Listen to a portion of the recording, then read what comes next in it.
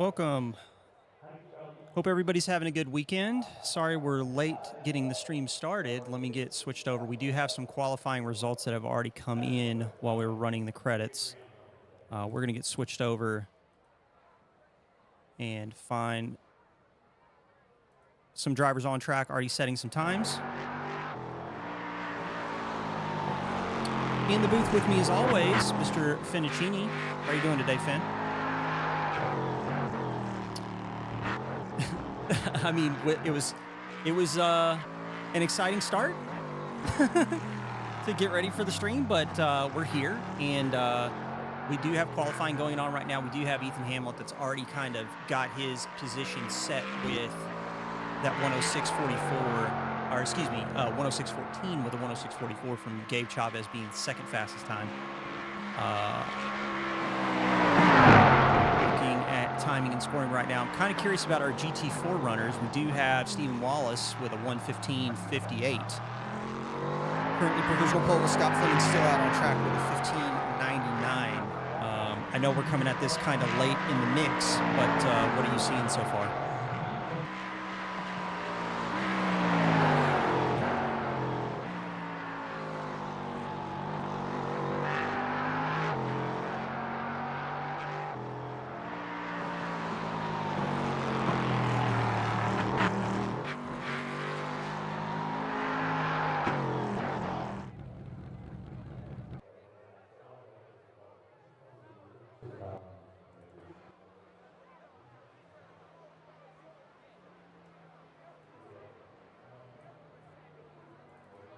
Indeed. Looking right now, trying to see if we've got any more people actually out on track running. I think we do have a couple still setting laps,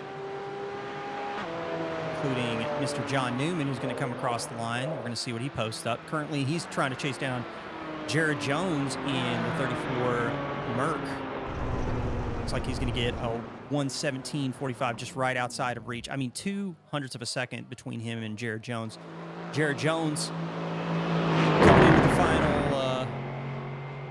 the final piece of it, the hairpin at the end.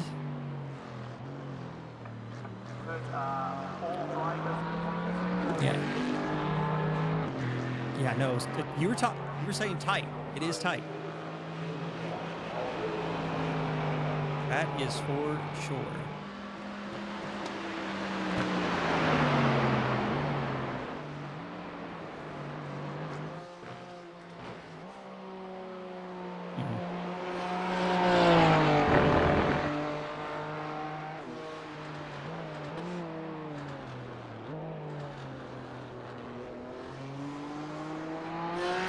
I pushed you up as high as you can go on my end, so hopefully that'll work out for everybody in the stream. Christopher Blue's going to come across the line. He's going to leapfrog Edward Zamora with a 17:39. Sean Sullivan looks like he's going to try and put another lap down. Finn is not muted, so I'm going to try and see if I can figure out what's going on with that. That's a big unfortunate mess. So let's see if I can take a peek and figure out why that is doing that thing. Maybe you're coming through now.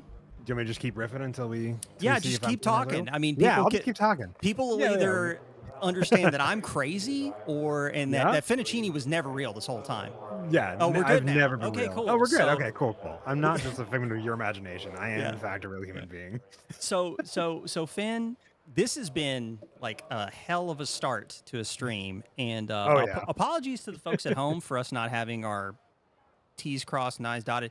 We're going to try and see if we could get like better data for you guys from the timing tower where we can get the classifications actually split by pro and AM. And the sorting kind of doesn't work. It's kind of like mixing GT4s and AM driver or like categories of drivers together in a way that was weird. So we had to kind of like scrap that last minute, put it all back together. But that's why we're professionals. We do this like the minute before. Anyway. We wait till we're an hour beforehand to begin it, and then we realize 45 minutes into it, it's like, oh, this isn't going to actually work for us. So we're just going to burn it all down and start all over. Yeah. So, but we're here. We do have round 7, we do have Sonoma on tap for you all. That's another thing that kind of aggravates me about getting this wrong. It's Mhm. Sonoma. It's like my favorite track on this calendar. Oh, yeah. And I am so excited to be here to do Sonoma Raceway. We're going to do the Cup historic layout. I'm just jazzed about this track. I don't know about you, Finn. Tell me your thoughts on Sonoma. I mean, as we've talked about, I think at the end of last week, Sears Point, as I used to know it before it was named as Sonoma, Mm-hmm. is a near and dear track to me because it's one of my favorite squiggly road NASCAR courses I watched and drove growing Mm-hmm. up, Yep. and the old '95 NASCAR games. It Yep. Yep. was such a near and dear heart to me because of those series. So I love being back here with the multi-class. Is like my favorite addition at this point, and I'm excited. Yeah. I'm super excited to be here. This is one of the first tracks that I was ever exposed to. Kind of similar in your vein with like getting exposed to it through NASCAR. My dad, who's actually in chat, I remember being like 7 or 8 years old and playing Bill Elliott's NASCAR Challenge with him on Nintendo, and this was one of the tracks that I remember from it, and it was a Oh. really good experience, really positive experience. So that said, Sonoma Raceway though, multi-class racing here, this is going to be really challenging for this field. This is a track that is unforgiving when you're racing the same class on it. But now we've Oh, yeah. got mixed class racing here. So, what are your thoughts on that setup in particular? I think it's going to be very interesting to see how the LMP3s Mhm. manage Yep. the GT4 traffic and getting through it. Mhm. Because I think, especially in some sectors where both car classes, I should say, are really on the edge of their grip. And I think is going to be, we're going to see a lot of incidents happen in 1, 2, 2A, and 3. Mhm. That's kind of first sector almost, where we'll see LMP3s trying to make moves around GT4s who are at their limited grip, or the LMP3s are at their limited grip, and I think we'll see some nice slides off as they tip over that edge, and it should make for very interesting racing. I think. All the same. Yeah, I'm really excited to see this field in action. I think the elevation change in particular. Yeah, I think for me that's going to be the biggie. Like the elevation Yeah, change is going to catch people out, and that's going to be something that they're all going to have to kind of figure out how to contend with. And I think that is going to be really kind of the thing that is going to set the trend for um, kind of how this field works around one another, is dealing with the tight twisty bits in sector 1, that uphill climb. LMP3 is getting brave in that scenario, could end in tears. But we've got some really good quality racers out here on track. We've got people that have been racing with one another. We do have some new faces, but we do have some really respectful folks out there. So I think it's going to be a really good show for the folks at home. I have to agree. It's one of my it's one of my favorite things about league racing in general is usually the level of respect here is so much higher than you see in a lot of officials where people are dive bombing each other. So we'll still see some of that probably, but it's a little more um, nicer, kinder to each other is I think the goal that we see a lot of here at track limits is that respect both on and off track between the leagues where they're going over the incidents afterwards and going, oh, I jacked this up, I apologize, or I messed this up. Ownership there is always such a big thing, so it's very cool to see. Indeed. And track limits being a cool place to be and a cool place to race, be sure and check us out online at simgrid.com. Search under host for Track Limits Racing. You can sign up. We still have more rounds to come in this season of the Sports Car Series. Thoughts on 2025? First season of 2025. Looks like we've got some good ideas. I think it's going to be exciting. I think it is. I like the changes in the format that are coming down the pipeline. I think it'll be very interesting to see how that kind of adjusts the way that these races are happening. The track schedule, though, is what has me the most jazzed. I am so stoked for that track schedule. It's going to be amazing. Yeah, I'm really stoked about it. The Sports Car Series is a blast, and if you are watching at home, if you're part of the action, just check us out on simgrid.com or join us on Discord. Lots of guys in there lurking and chatting. They're also starting to do a little bit of iRacing together. We're not doing the league race stuff, which is awesome to see. So if you want to be a part of that community, be a part of the action, just feel free to drop us a follow on simgrid.com and join us on Discord. And come be a part of the action on iRacing. It's a lot of fun. With that said, we are 5 minutes into the warm-up here. We do have some data to go through here. At 23 degrees for the track temperature, 44% humidity, we are going to have clear skies for this race. For the folks at home that don't know, it's a pro and AM category per class. So both LMP3 and GT4 both have pro and AM competitors on track at the same time. Single competition yellow is going to fly at the 20-minute mark. That's going to give kind of a bit of a pause at the start of the race. We're going to hit a reset point, and then some folks that might have had a disastrous opening stint, they may still have an opportunity to score some good points. So that competition yellow is going to fly at the 20-minute mark. Field's going to stack up behind the safety car. Pit stops will happen, and then we go racing again. We also have fuel limitations for both classes. LMP3 is going to be limited to 60%. GT4 is going to be limited to 50%. And that's going to be kind of the tail of the tape. Track sounds are louder than the announcers. Thank you, Dad. All right, so with that said, the drivers are, I think during the warm-up, they're going through their briefing right now. So once they're done, we'll go to the grid setup, and then we'll talk about that qualifying order that we kind of didn't get to really share with you all that much at the start of the stream. But that's the tail of the tape for round 7 here at Sonoma Raceway for the Sports Car Series. And that is kind of what we're talking about the speed differential and the elevation change. Mm-hmm. So it is going to be very important that LMP3 drivers kind of like pick a really good spot, a really safe spot to overtake the slower class car, because track is very narrow, and that elevation change does create some differences in mechanical grip. Absolutely, and that mechanical grip will definitely catch probably both classes out at one point or another. I think it's also interesting, a good thing to point out as well is, because of how narrow it is, there is always that opportunity for the faster class to take a second, lose a couple tenths, but make that pass safer, right past the elevation change, and the cars settle down with that mechanical grip from the height of that hill. Indeed. I think, to your point, I'm trying to think, so with the track layout the way that it is, we do have some really good key passing opportunities. You've got the hairpin at the end of the lap, which really sets you up. This is a momentum track. And I really think if you cannot nail that hairpin, it is going to completely dust most, if not all, of your following lap. So I think how people execute the pass at the hairpin is going to set the stage for how the rest of the lap navigates for them. And then through Sector 1, they're really not going to get another opportunity to really attempt to execute a pass, probably until they get to Turn 4A. And even then, you do have a couple of opportunities. So Turn 4A, Turn 7A, if you're looking at the Racing Circuits Info track map, that's going to be two really good key opportunities outside of the hairpin. I think you get through the hairpin. If you're stuck behind a GT4 when you hit T1, you're probably not going to get around them until you get to T4.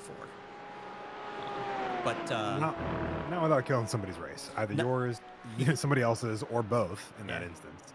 So I definitely agree. It's going to be pretty nice, pretty tough racing throughout those first sectors. But I think the nice back half of the lap prior to the hairpin is a great place for better opportunities, especially with the kind of speed difference that consistently happens throughout there. It's gonna be fun. I think we're getting ready to grid here. Indeed. While we're doing that with the grid, let's go ahead and switch on over to that results page real quick so we can talk about that starting order we do have at the start. Apologies for the racing numbers being white. Not sure why that's showing up, but we'll try and figure it out in post. Ethan Hamlet on the front row of the grid with Gabe Chavez, who really came out swinging in qualifying. Vincent LaRue, second row of the grid alongside Jaden Ledbetter. Only a tenth. Your boy Vincent's going to have his hands full trying to keep Jaden behind him, I think. I think he will. I don't know. It's been always been a pretty close battle between those two, Mhm. along with Gabe Chavez. If Mhm. it really depends on how consistent Gabe is. Mhm. Um, good group of battling there. You know, only 4/10 of a second separate these 3 cars, but yeah, it'll be interesting. So Alexander Brown, newcomer, alongside Peter Hutchings, and then we've got Jason Otson, another newcomer, next to Mark Hansen. We got Mark Robeson and Gian Cardoso, 9th and 10th on the grid in LMP3. We're actually gonna have to scroll down for the LMP runners this time. Heyo. Let's go ahead and kick it on down to the back of that field, and then we've got so Samuel Wilson and Aaron Romero. And then we've got Paul Miles, Zachary Triplett, another newcomer, and Alex Velasco rounding out the LMP3s. So lots of new faces in that category. You love to see it. Let's switch on over now to the GT4 runners. So with the GT4 runners, Stephen Wallace out front. Anyone surprised? Not me. I mean, same thing. Conversation we usually have with Ethan. Yep. You know, they are consistently fast. But 2/10. So Scott Fleming, hopefully going to try and keep him honest. We got Ryan Buchanan and Tanner Schiffner, second row of the grid in GT4, followed by Tommy Kogan, Anthony Newman, and then Corey Lobner alongside William Lewis. Jared Jones in the 10th spot. We do have a number of runners in GT4 out here. This time, let's go ahead and scroll down. This is such a full grid. It is a huge grid. It is a huge grid. So we got we got Paul York alongside Christopher Blue, and then Edward Zamora is lined up alongside John Newman. Sean Sullivan is going to slot in beside Dave Chimilio with a newcomer Mitch Goosens, and I hope I'm saying your name right there, Mitchell, alongside Brandon Potts with Logan Branson in 19. And I believe that is all of the grid, and we are on the formation lap to get ready to go green. So let's go ahead and get that race info pulled up. Cars behind the safety car as we're on the formation lap. Kind of curious about the spacing on the GT4s. Looks like they're leaving some good space behind the LMP3s. So we'll try and get the start of both classes here in a moment for you all. Finn, man, I'm so glad to be back doing this, and thank you for being here in the booth with me. This has been a blast this season, and getting to call a race with you at Sonoma. This is going to be fun. I think it is. It's definitely going to be very different than when me and my dad played NASCAR games and did Series Point back in the day. Yep. And we're both just yelling at each other. So I think it's a little bit more, refined than, than that craziness. But I'm also thrilled to be here. Yeah, a little more refined, but, well, it'll be a good time. I've had a blast with these, so thank you for having me as always. Yep.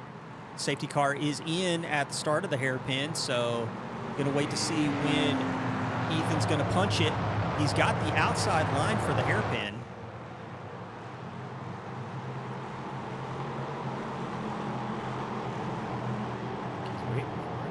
Yep.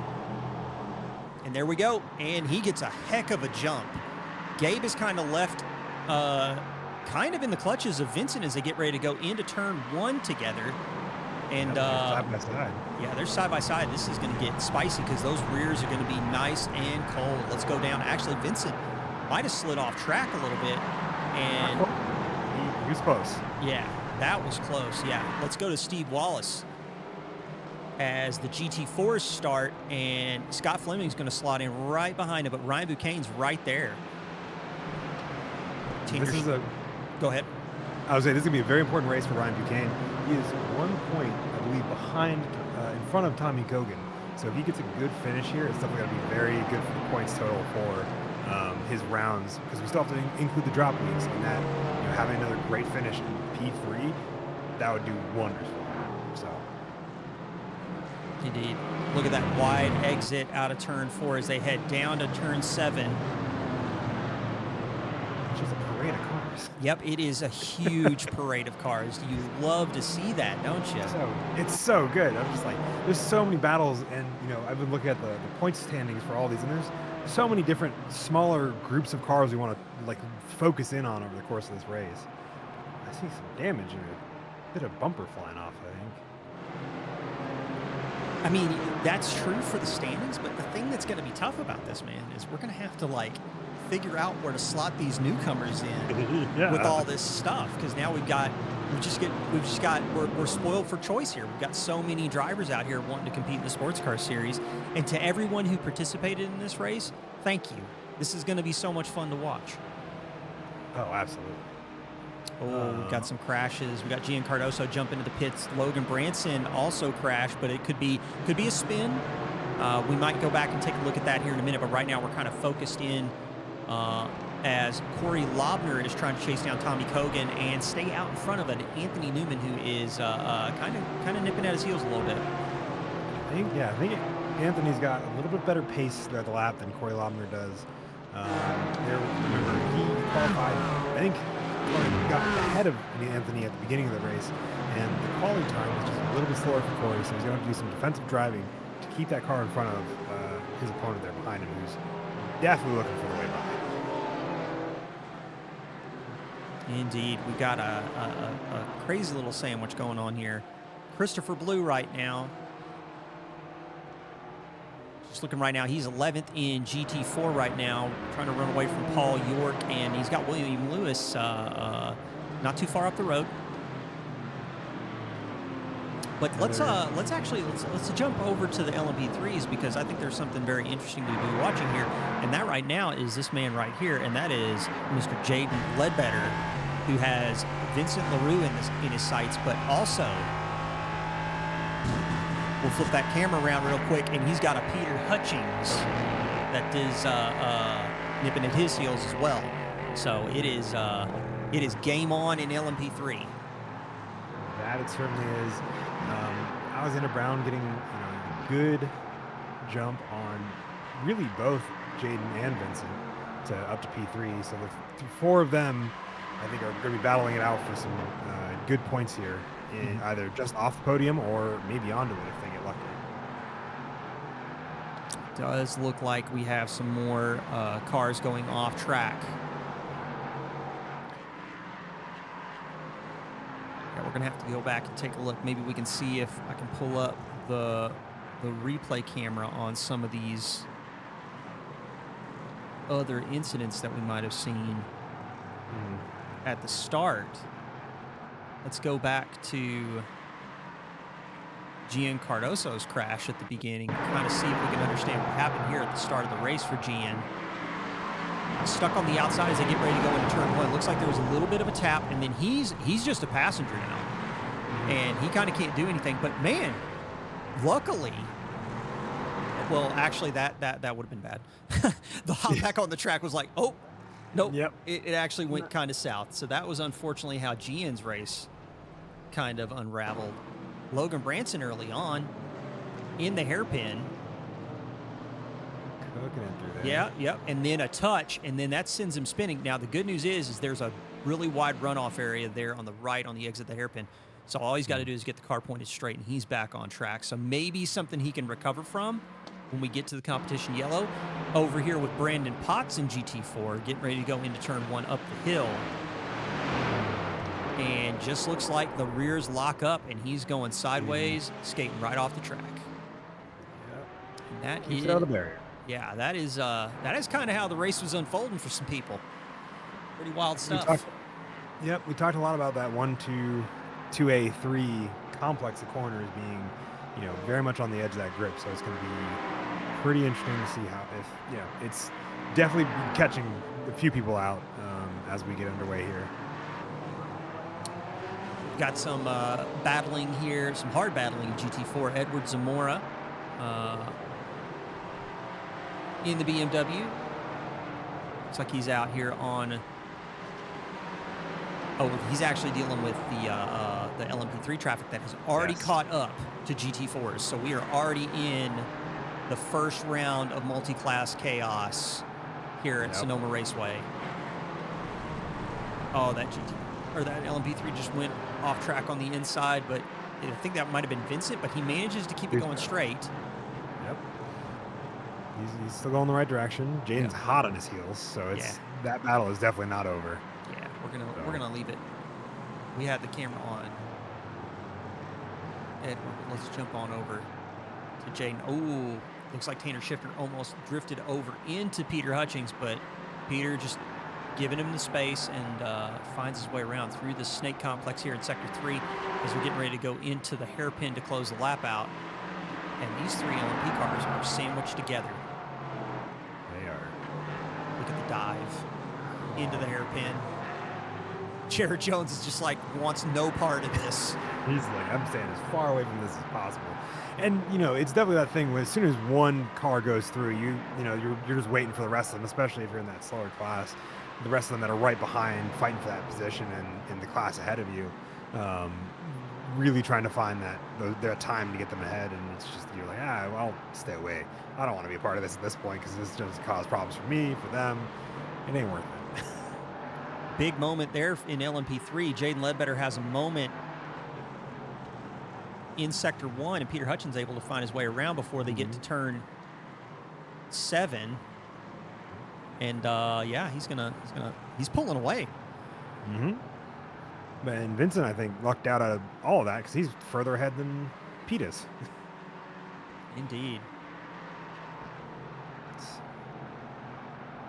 So for the folks at home, hope the sound levels are in a better state now. As you can see, the action is getting very wild here at Sonoma Raceway as the LMP3s are starting to move through GT4 traffic for the first time in this race. And we are still 12 minutes away from the competition yellow. Gosh. Did we just see a GT4 get spun? I think we might have. We'll have to go back and look. Let's go see. Getting ready to go into the hairpin on board with Matt Pyle in the AMG. He's got the inside line and then just gets turned. Like, I don't understand what happened there. Because was he losing the front or the rear and then drifted over? Because I couldn't tell if that was Tanner Schiffner. I couldn't tell if Tanner was turning into him or not. Yeah, I think he lost the rear, and as he was trying to get the grip back, he ended up sliding it out. Unfortunate for Matt Pyle. Matt Pyle been very competitive in the AMG this season. Let's take a peek now at Tommy Kogan. Tommy Kogan in the Aston Martin trying to chase down Ryan Buchanan, and Tanner Schiffner is in the background. Again, we got the scenario where we got these pockets of drivers really tight together, and I'm really looking forward to seeing how this continues to play out. At the same time, I would not want to be. Oh, that is a sideways M4. Was that Tanner Schiffner? I believe it was. I believe it was, yeah. But it looks like he's back to going straight again, so it might not have lost too many spots. And I do see Matt Pyle right there, right behind him. Oh no, these two coming together again. Matt Pyle looks like he has the run on him as they get ready to go into turn 1. I think Tanner also has a little bit of damage on the front end. He did bounce it off the tire barrier when he was busy correcting it. He did get back going the right way, but it wasn't until he kind of slid the front end off of that tire barrier on the inside of the hairpin. Yeah. This is a wild race. This is some wild stuff. Some really wild stuff. Let's take a peek at Dave Chimilio, who's joining us in the Aston Martin. Currently running 15th in GT4, tracing down Mitchell Goosens in the McLaren. So close fights up and down the order. So highlights so far, we're 10 minutes in. For me, it's chaos. Mine, I have to agree, is the grid size, absolutely fantastic. 2, chaos. Yeah. I think close third has been the absolute pace Tommy Kogan has shown so far in this early sector of the race to be right behind Ryan. Yep. About a little under 0.4 of a second, or 0.5 of a second, excuse me. And when he was much further down the grid than Ryan was at the start. Indeed. Tommy has really come alive in this race, and he is just on a harassment campaign here with Ryan Bouquet. Going to try and make sure that Ryan's going to have to work for it if he's going to stay out in front. So it's going to be an interesting race for these two. I'm looking I'm looking through the order, and I'm seeing a lot of cars shuffling about. Yeah. And I am kind of curious how many people are going to be forced to take maybe an early pit stop. Looks like we did have to get a pit stop from Gian Cardoso and Tanner Schiffner. So Tanner in the box, probably for that collision with the tire barrier that we were talking about earlier. And it looks like we do have one retirement with, is that William Lewis? No, William Lewis back on track. Okay, so William Lewis, he was grayed out for me, which usually means that somebody is bounced out, but it also could have been a disconnect for all we know. Yeah. Gabe Chavez has a fight on his hands. Vincent is right there. He's right on board with Vincent. Take a peek at what it's like inside the LMP3. Looks like for these drivers, LMP3, it's such a, like most prototypes, such a very fickle and on rails feeling car for a lot of the lap until you hit the slow sectors, and then it kind of loosens up a little bit. It's that he just fucking dives right on past you. Yeah, that was wild. He found the right opening, got held up. Gabe got held up by GT4 traffic just enough, and Vincent LaRue just shot through like a cannon. And see him right now working the steering as he's going up the hill through sector 1, getting lined up for the turn 4 to turn 7 complex. Going to catch a GT4. Probably not going to be able to attempt to pass until he gets out of turn 4. Realistically, he's going to have to make a lunge for it if he really wants to, or just wait. Now, it looks like he's going to go side by side with him as they exit out of turn 7 and through the snake section as he's getting ready to finish out a lap. Man, this is such a quick lap around here, too. We got the LMP3s doing 1 minute 7s. The GT4s are doing 1 minute 16s. This is such a fast lap. And the thing that is going to be interesting about that, we'll jump back out to some of the TV shots here with the folks at home. The thing about that is that when you got a short lap like this, even with the competition yellow, the type of incident that you could have and how long it kind of takes you out of commission can absolutely destroy a race. Because you will be laps down. You have a little over a minute to get sorted. Yeah. And that is a tough thing, especially if bad incident or just a situation where it takes people time to get back up to speed, get back up to pace.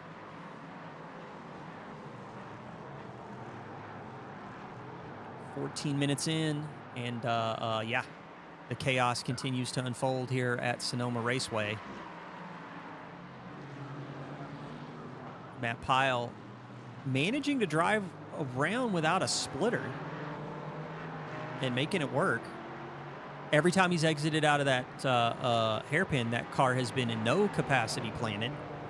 But maybe a little bit of slide in the back is he's making. Man, did you see it twitch right before he went in?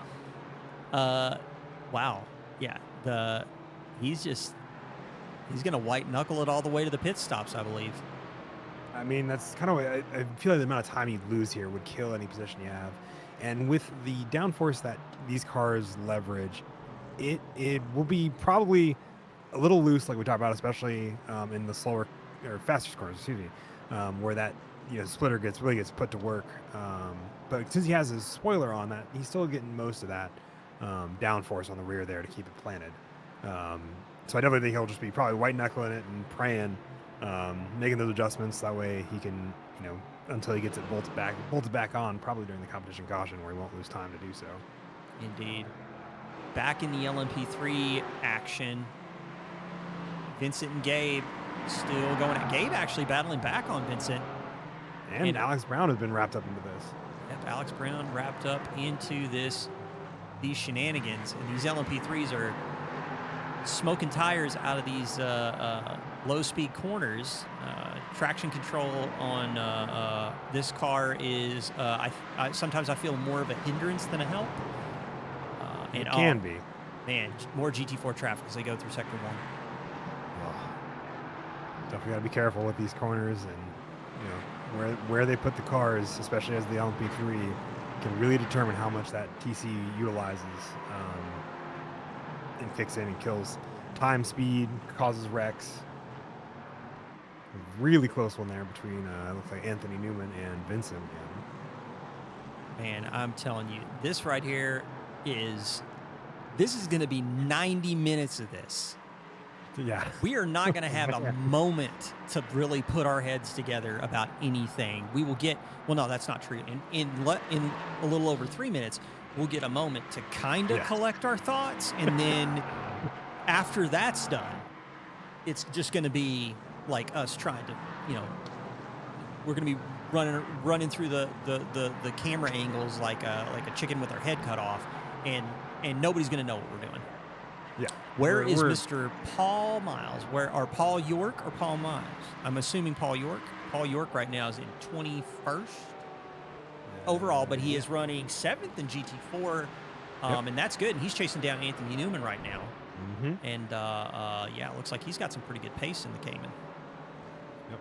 Paul Miles, conversely, is currently 10th in LMP3, sitting about 4 seconds behind Mark Hansen, his next opponent, and is being chased down by Sam Wilson. So it'll be interesting to see how these two get on as we keep going.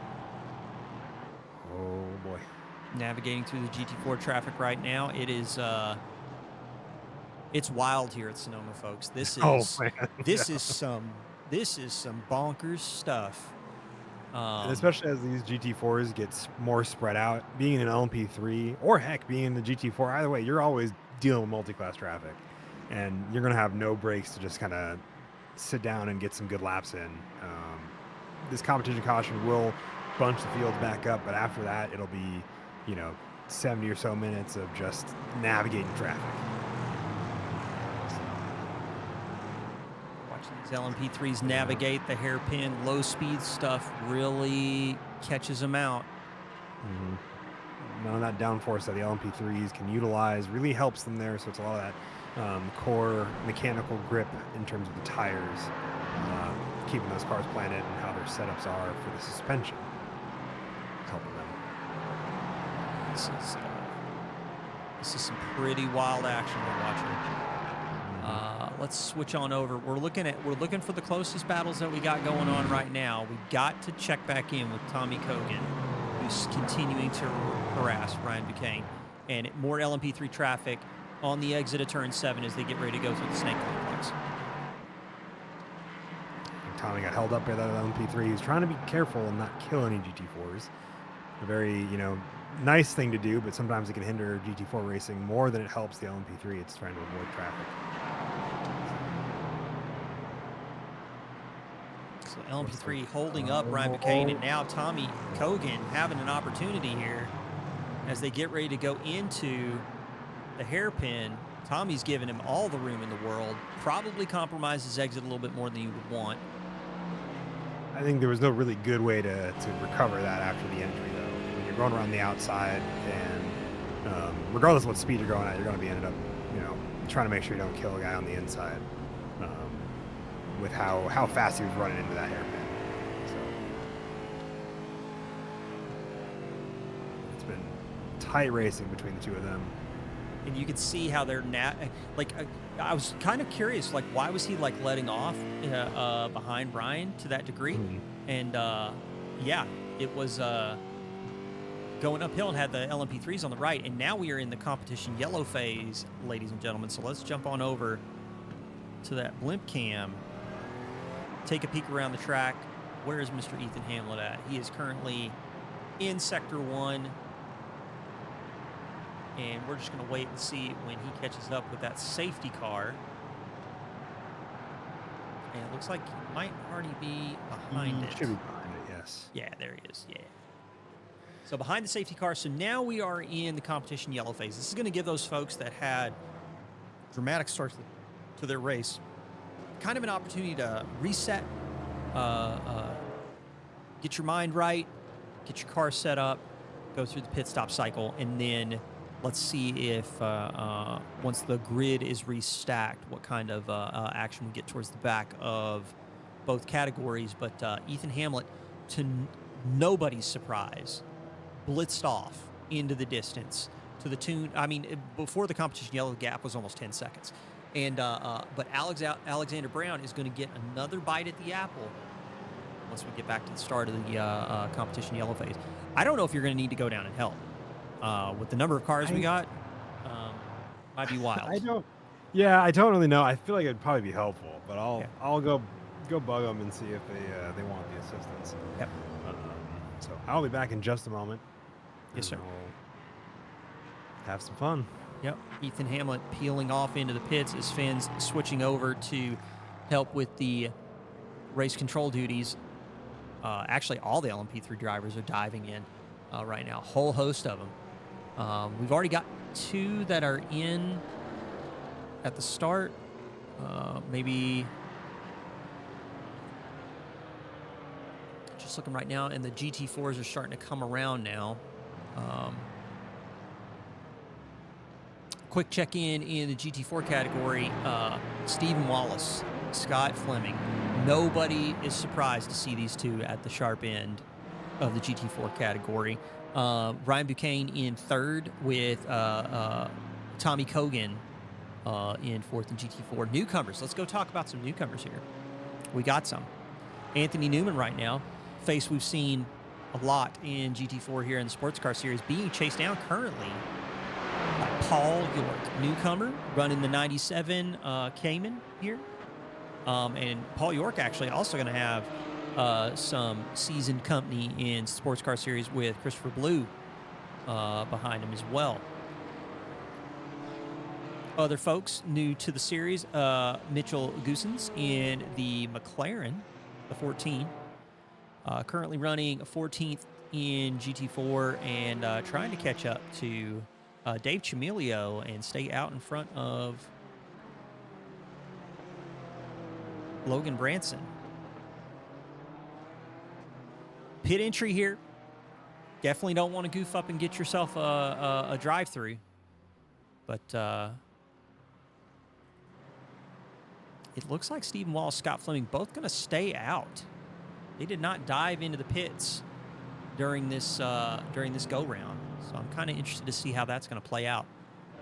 Ethan Hamlet already back out on track. GT4s are starting to peel in, so that should filter the LMP3s back towards the front of the field. And once that's done, we might be back to a stacked order, and it does start to look like things are starting to sort themselves. I have not turned on the track map because that's why. You see that giant blob of circles? Again, this is a short lap. We're talking barely over a minute. And to be honest, I don't expect this field to stretch out to the point where we've got more than, more than 10, maybe 15 seconds at most between cars. So definitely this is a track where we're going to see the action kind of in a place where I feel like we could see races kind of getting decided throughout. Like we're going to have racing action to the checkered flag.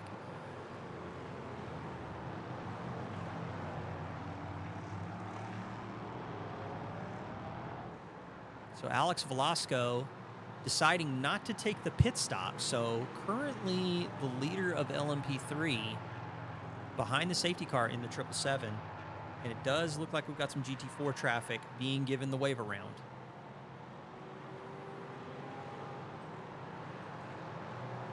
I want to take this opportunity to thank you all again for being a part of the show here at the Sports Car Series, either on track or in chat. This has been a race I've been looking forward to pretty much all season. And to have a grid this size for a race like this means a lot. And if this kind of racing is something you feel like you want to be a part of, No, there's no requirements for a number of pit stops in the race. Other than dealing with the fuel tank limitations, Jeremiah, 60% fuel tank for LMP3, 50% for GT4. We have seen people pull one-stoppers before. It's tough. The way that the competition yellow kind of like factors in and things like that, it does give people an opportunity that if they want to try and pull a long stint out, it's possible. We've seen it before. But at the same time, like I said, it's tough.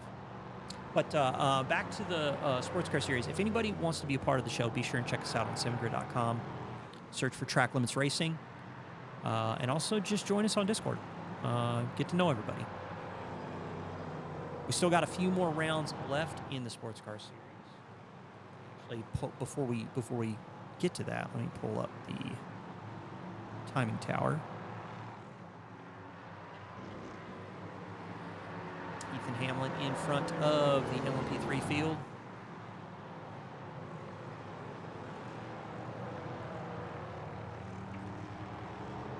Still probably a few moments before we go green again here at round 7 at Sonoma Raceway. If you want to be a part of the show, like I said, we do have one more race left in the season. We have the finale at Virginia International Raceway on December 7th. That's going to be a 2-hour race. That's going to be a real show. So if you want to check out what's going to be an exciting race, be sure to mark your calendar December 7th. And if you want to be a part of the action for the series finale, 2 hours of Virginia International Raceway is going to be a banger. So we hope to see you all there.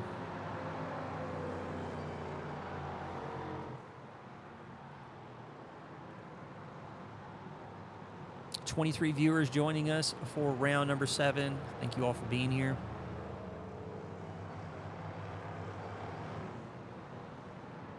If you're just joining us, we are in the competition yellow phase of the race. Most of the LMP3 field has already gone through for scheduled service. GT4s went in after, waiting for the wave rounds to finish, and then we will go green until the checkered flag. And I suspect, depending on how the pit stops worked out, I suspect we'll see one more stop from each category. It did look like for a moment that we might have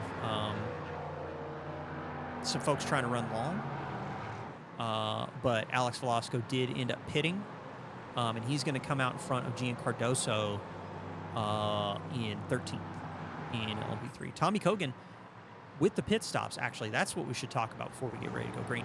Tommy Kogan pulls a stunner in the pit stops with coming out first in GT4 after the pit stops with Stephen Wallace back in P7 in GT4.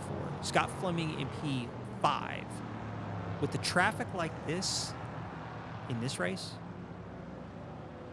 that could be something that could cost Stephen Wallace, because the pit time delta, the pit box delta was a 20.78 for Tommy Kogan and a 38.28 for Stephen Wallace.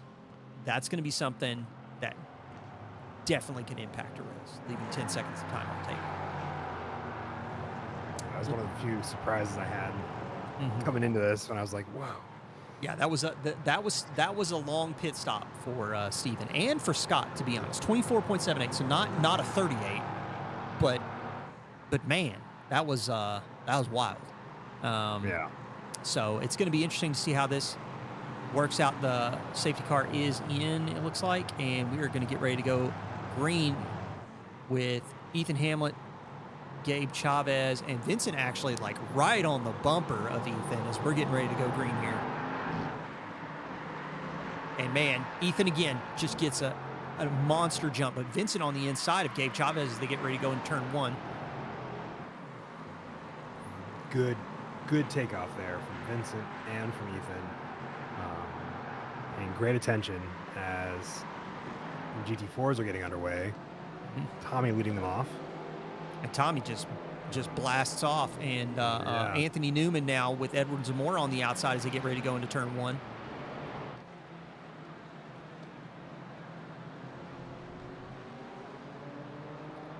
I think that Anthony Newman, Edward Zamora blocker there for Tommy is going to be very interesting Yeah. to see how much gap he gains as Stephen Wallace and Scott Fleming work their way through those AM drivers. Yeah, this is going to be tough for Scott Fleming. So he's going to want to clear. He's going to want to clear Newman and Zamora as quickly as he can. And actually, Stephen Wallace has already caught back up to Scott Fleming. Can you believe this? Oh man, let's get on board. Stephen Wallace. It's Scott Fleming in front. GT4s are stacked up until you get to P2, and Tommy Cogan has already built a decent gap. Although actually that's come down, and it looks like some cars are already starting to kind of go off track. Tires will be cold.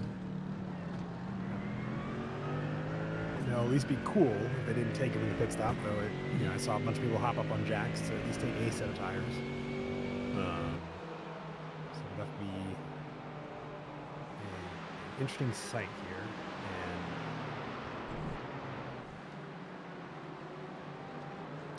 let's look back through the LMP3 field. We got Jason Odson right now, currently in 7th. And he's trying to stay out in front of Sam Wilson, who had a pretty good pit stop to find himself in P8 after the restart. Oh, Jaden Ledbetter is in the tire wall, and it looks like Paul Miles clipped the inside. That was a shot. We need to go back and take a look at that. let's see what Through the snake section, I just want to see this contact with Paul Miles, because I think that might be a race ender. That was I mean, we do have fast repairs, so he's on the inside, but then he just clips that front. I think he tries to go for the late dive and Unfortunate. Gets shunted in there as Mark Hansen's trying to keep his line through the corner. Amazing save from Aaron Romero, though. Yeah, as Aaron he avoids that traffic. Yeah, oh, man. Aaron avoiding that collision was very critical for keeping his race going in the correct direction. Jaden Ledbetter looks like he's restarted, doesn't pull another pit stop, so maybe it was just a spin. Maybe he was like next to the tire wall but not in it. Let me go back and look a little closer. I'll give you a full answer on that one. I don't think he made serious contact with him. It looks like he bounces ever so slightly off the tires, but most of that car would mostly stop before he bounced off. Oh man, Odson loses the rears and then flips the car over. Oh no! Oh no! That is unfortunate. That's big unfortunate. I have never seen somebody flip a car over on just tire barriers before. Yeah, that is some iRacing collision physics if I've ever seen it in action. And back to the GT4s real quick, because that kind of like opened up the LMP3 field just a little bit. But Tommy Cogan right now still out in front. But man, look at this dive. Oh no. That is not going to be good on penalty review. No. Oh man, that dive. I mean, Stephen Wallace was in a different county on corner entry. Not going to lie. I saw that coming. I was like, whoa. And he's missing the front end on that AMG. Yeah, that's going to be hurting his turns pretty seriously in a lot of the medium and high downforce sections, which is all of this first sector, where you I say high downforce, the higher speed that utilize more of the downforce. Yeah. There's not a lot on these GT4s, but there is more than none, which is important. Yeah, and we can already kind of see it happening a little bit for Stephen Wallace, a little bit of a wide exit out of the turn 2, turn 3 complex. But man, so Edward Zamora, keeping his nose clean, suddenly finds himself in P2, but he does have a fast Scott Fleming chasing him down now. And it does look like after the dive that Scott Fleming kind of got away from it with like minimal impact. Yeah, I don't think he made a whole lot of contact with Anthony Newman prior to the incident, and so more contact. Looks like was that Matt Pyle again? Yeah, that was Matt Pyle who got rear-ended by Anthony Newman on a late break, based on what I saw. We can go back and take a look at that replay at some point if you want to take a little more dive. Just I think Yeah, Anthony. let's go take a peek at it. Yeah, I think it was just a misjudging of the braking zone there for Anthony, which got into the back end of Pyle and spun him around into the tire barriers on the inside. Oh, and that was You just can see it that was a there. small contact. I mean, it was just Yeah. enough, just Mhm. enough. And Matt Pyle finding himself in unlucky circumstances, but manages to come out with the splitter this time. So far, Man, he can't catch a break this race, man. it is definitely been an interesting one for everyone involved. Yeah, it is. Again, it's kind of like the start to the race again, all over for us. More chaos. Vincent navigating through the GT4 field, and Ryan Buchanan finding himself in third now in front of Edward Zamora after that carnage that unfolded at the hairpin. Yeah, just a real big gap there between Tommy Kogan and the rest of the GT4 field at the moment. He's getting that Stephen Wallace feeling of kind of feeling a little like on an island at this point. Stephen Wallace is still in the pit lane, it looks like. Yeah, he might be getting. Hopefully, that's not a race ender for him. I would certainly hope not. I wonder if he's if he has unchecked his faster pair. I believe we have 2 faster pairs. Yep. For racers this evening. Ooh, Ryan Buchanan getting a little bit of a nudge. Yikes. Seriously dive bombed by an LMP3 there and getting a little bit of a tap there. Indeed. Oh, and here comes Alex Velasco on the GT4 traffic going into turn 4. Chaos, I think you've summarized this in one word. Absolutely.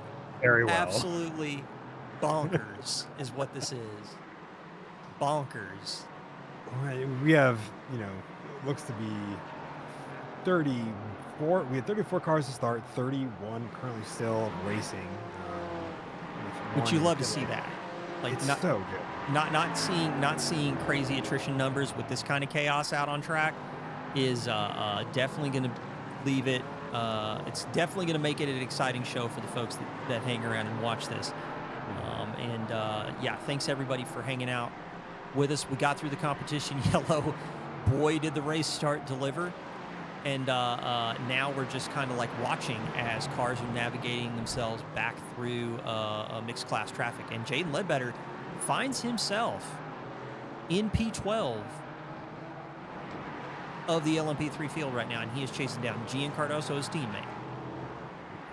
Yep, they are both. I think Jaden's trying to wait for his opportunity to work his way around both GT4 traffic and Gian Cardoso to try to work his way back up the field. It is a pretty widespread LMP3 field at this point. I think this is the closest battle that is currently on track between these 2 cars. Indeed. It is. It's close between these 2. But you know what else is close? Paul York. Christopher Blue found a way around Paul York right now, but Paul York is not letting him disappear off in the distance there. The 97 Cayman is fast on Christopher Blue's heels as they go into the hairpin. This GT4 bunch kind of got involved a little bit, held up, if you will, by that incident with Matt Pyle and Anthony Newman earlier. I think pretty much both of the incidents there early on got really held up that mid-pack of the field. And we have this nice parade of GT4s as a result from, kind of pretty much from Eduardo Zamora down to Matt Pyle at the tail end of this crew of cars, all vying for position, not a whole lot of room between them all. So this is crazy. We're now 40 minutes into a 90-minute race. We still have 50 minutes of this. Gosh, are you kidding me? No, we still have 50 minutes of this. We still have the majority of an hour sprint left. Oh gosh. Gotta love the pile driver. That's hilarious. That's great stuff. Import Hooligan TV, thank you for joining us and being a part of the action. Hashtag pile driver. Oh, man. Where is Mr. Pyle? Mr. Pyle right now is he's staying with it. He's behind Tanner Schiffner now. currently in 12th in GT4, but trying to find his way around some traffic. And it does look like that Cayman is going to get turned. And a little bit of a touch. Man, the hairpin has seen like so many souls lost at that hairpin. Yeah. It is wild. I feel like it's a big sticking point for GT4s. And I think it'll be where a lot of our Pedal 2 reviews might be looked at later on. Yeah. Has been that hairpin for the GT4. I don't know if it's just something about that braking zone that makes them really hard to rein in across the board. Because it's not been, I don't think it's been any one specific car of that class. I've seen all of them really, you miss that braking point by even a little bit and you feel like you're, running into the car in front of you if you don't have enough of a gap to kind of counterbalance it. Yeah, it's a tough corner, and like we were talking about before the beginning of the broadcast, this is a momentum track. This sets you up for the lap. So if that gets compromised in any capacity, suddenly you're dealing with cars all over you. On board with Mr. Matt Pyle in the number 12 as he's chasing down Tanner Schiffner into the scene of the crime. I'm just going to start calling the hairpin the scene of the crime because it's just a place where crimes happen. It seems so far seems to be crime corner. Yeah. So going into sector 1, and we're going to get a good view of this GT4 traffic as they're going through this elevation change at the start of the lap. And Matt Pyle is just hanging with, just absolutely like plows the curb. And then here on the entrance of turn 4. Some cars do really well with this curbing. And Mercedes-AMG, I think, has been one that's been really good at being able to eat curbs for breakfast and have a good time with it. So Tanner Schiffner gets the inside line on Paul York on the exit of turn 4, and Matt Pyle just follows him through. I think Paul's race may not be with Mr. Schiffner and Mr. Pyle, but I think that was Corey Lobner. Was that Corey Lobner? Yes, gotcha. I believe. Oh yeah. No. They're both in Caymans. Lunching. They're both in Caymans. Yep. Yeah. Yep. I get Paul, it. I get it. You're good. They're both in white colored Caymans. Yeah. However, Paul York did dive bomb Christopher Blue into the hairpin. Oh man, again, another one? Yeah, another one. Oh no. Oh no, Ethan Hamlet's got to navigate his way through the GT4 traffic, and looks like this is somebody we've not paid attention to at all. And if there was any race on the calendar now, I'm convinced that could have the trappings of something that could compromise Ethan Hamlet's capability to win a race. It's the traffic around Sonoma, and he's navigating it right now. Yes, he's navigating. He seems to be navigating it pretty well, and I think I have to agree with you. This will probably be the most dangerous track on the calendar for Ethan Hamlet to have to work through and navigate.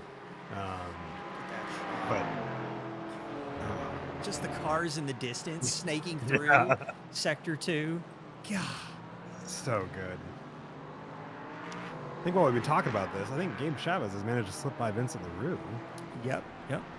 Gabe Chavez up into second now, moving through the GT4 traffic. Vincent LaRue not far behind. So Matt Pyle and Tanner Schiffner going to get a quick glimpse of this battle as they get ready to go into Sector 1. More GT4 traffic for Gabe Chavez as he enters into the Turn 2A complex. And, this is tricky. This is really tricky stuff. Yeah.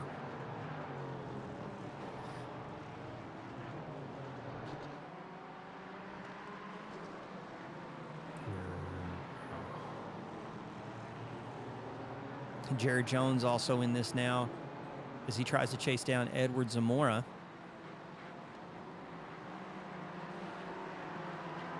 Oh, Vincent just catches Jared in the wrong part of the chicane. Yep. Costing him some time. Not a ton, because I think Gabe also caught Anthony Newman at the wrong spot.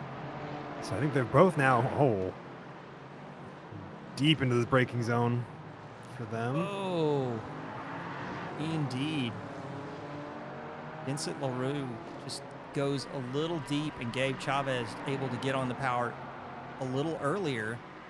But it's so wild, too, because I don't know if there's got to be some sort of like downforce package difference between these two, because look at how close he got to him right before the entry to turn one. I think Vincent had to take the long way around, had ended up having a longer line through there, but had more speed, so he ended up having more momentum. Like that momentum thing that you've been talking about, that this track is such a, I think he set himself up better for a faster sector one as a result of having that wider line through the hairpin. Interesting. But I would say it also comes down to the setup differences between all of these cars. Their field is starting to bunch up just a little bit in the LMP3. So I see Pete Hutch really off on his own. Let's go look at the track map and see if we can make sense of it. Yeah. No. It's like, yeah. It's like I see a bunch of dots doing things. Doing what dots do. There are cars all over this track at this point.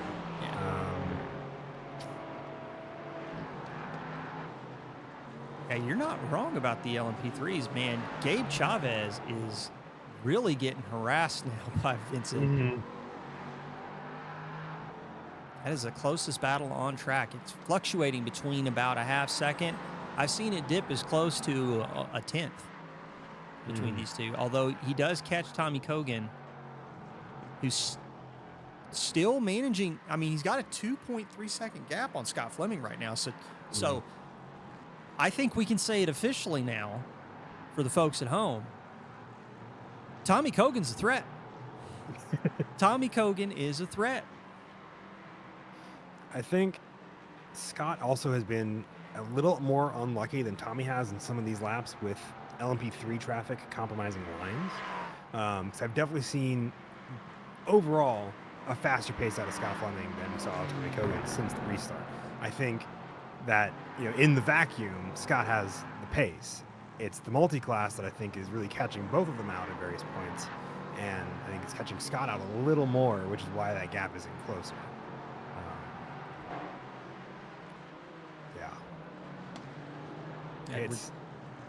Go ahead, sir. I'll say, and it's been fantastic. The number of groups of cars battling for position is still so close. This fight we're looking on here between Edward Zamora down to really, Paul York and to a lesser extent Tanner Schiffner and Matt Pyle, all fighting for P5. In GT4 overall. With Anthony Newman in P4, not that far ahead of Edward Zamora.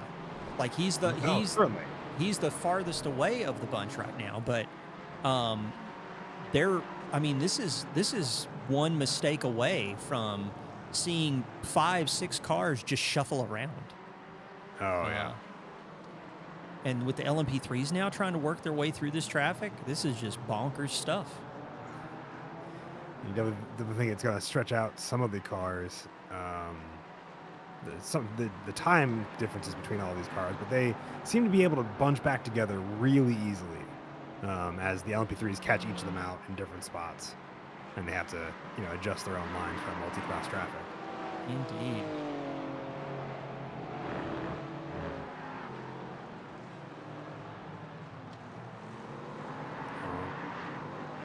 Paul York still looking to get the pass done on Chris Blue in the back end of that shot there, but has not been able to pull it off just yet.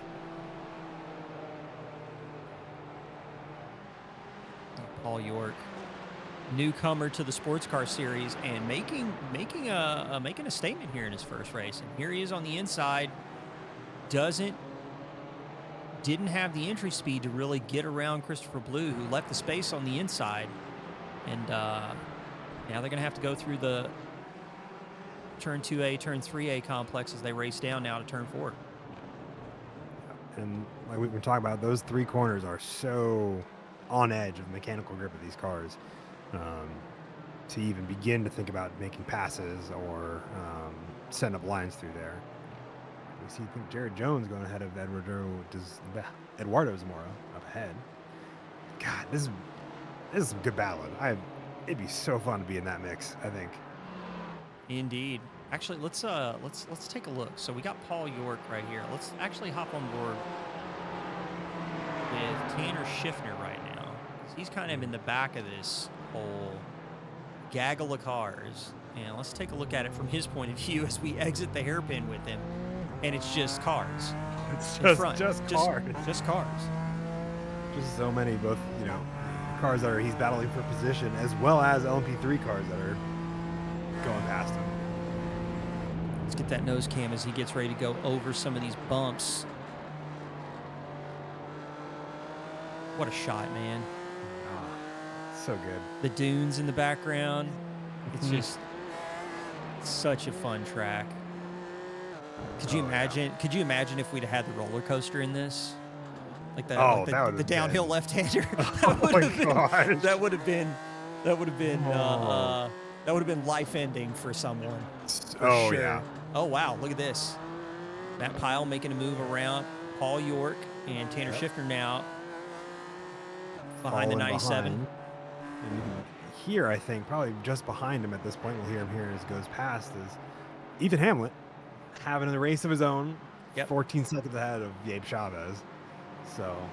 Oh, yeah, that's actually something we should check in now. We got Alexander Brown right now, who's duking it out with Sam Wilson. Sam Wilson, kind of the big winner out of that pit stop. We saw him rejoin in P8 in LMP3, and he has worked his way all the way up to P5, and he's chasing down Alexander Brown right now. I think he's definitely found.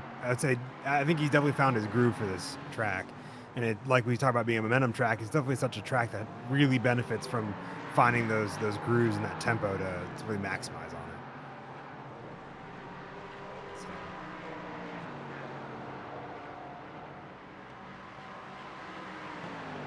Man.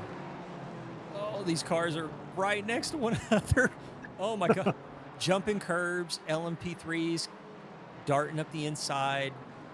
At least the M2 or the M4s are stable enough that when they kind of like bounce, they don't turn into hockey pucks, because it definitely looked like Christopher Blue smashed that curb trying to defend from Tanner Schiffner.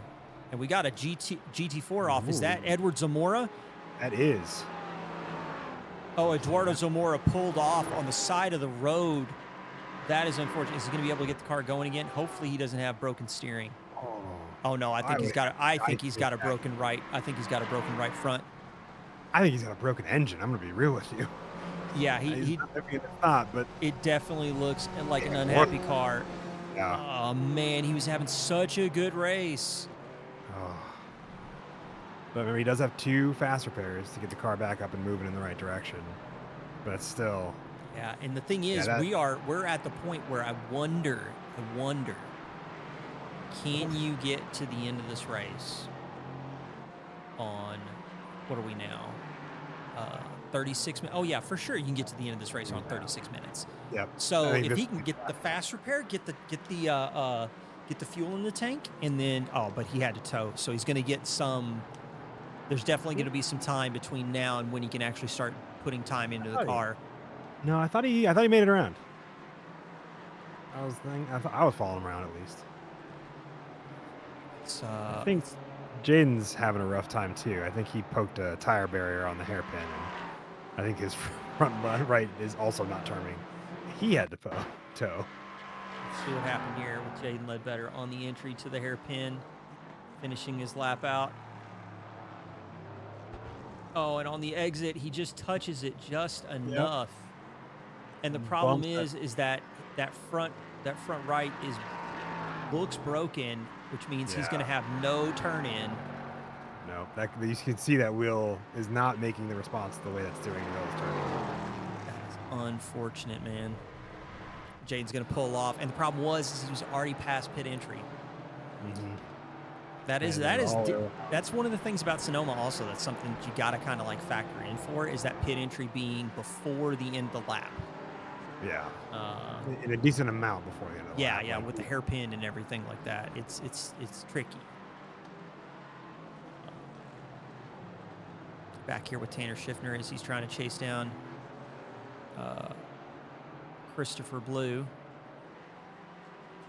And Paul York 1 second back from this gaggle. He's not out of it. So still some opportunities for the newcomer. Meanwhile, Tommy Kogan now has a very uncomfortable situation on his hands, and that uncomfortable situation goes by the name of Scott Fleming. I definitely, Scott Fleming has kind of put that nose to the grindstone and made up that time difference, and now he's trying to find a way around Tommy Kogan, who I think had been having a pretty good time up there in P1, all things considered. Indeed. Now, these two probably going to have to pit one more time before the end of this race. So I think the story of this kind of like back third of the race is going to be down to managing the tempo, and by that, making sure that you want to pit with your competitor behind you, and you want to have a really good pit stop.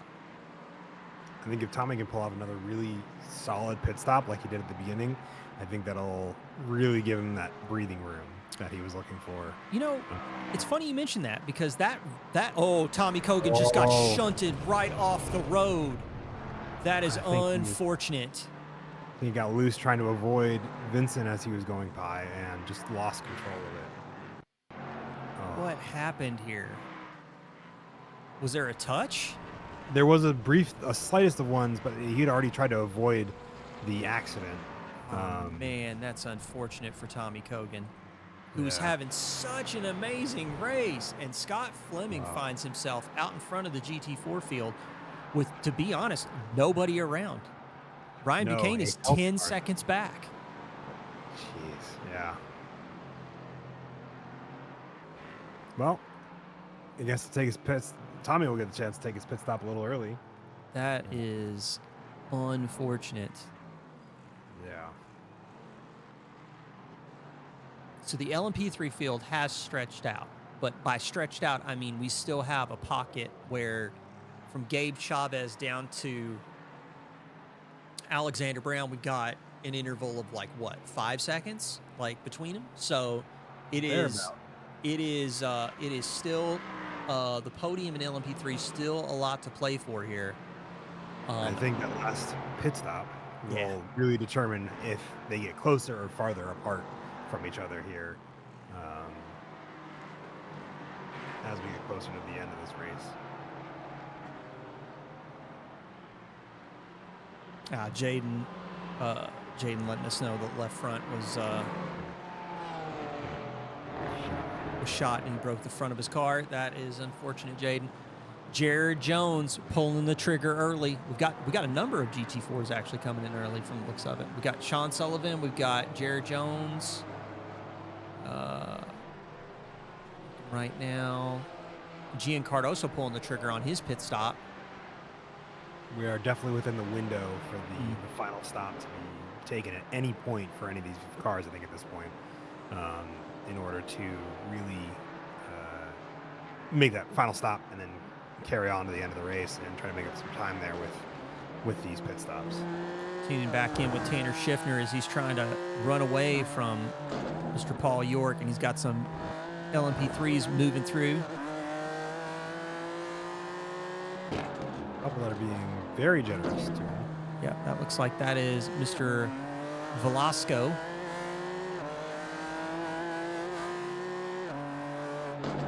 Who's actually being very generous. And is that Ethan Hamlet behind Paul York right now? I believe it is.